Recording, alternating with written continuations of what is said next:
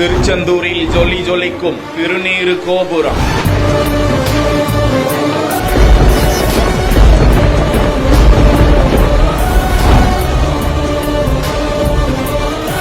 கடந்த 2009ஆம் ஆண்டு ஜூலை 2ஆம் தேதி கும்பாபிஷேகம் நடத்தப்பட்ட நிலையில் 15 ஆண்டுகளுக்கு பிறகு வருகின்ற ஜூலை 7ஆம் தேதிக்கு மகா கும்பாபிஷேகம் நடத்தப்பட தமிழக அரசு முடிவெடுத்து அதற்காக ராஜகோபுரத்தில் மட்டும் 16 கோடி ரூபாய் மதிப்பில் திருப்பணிகள் நடந்து வருகின்றன.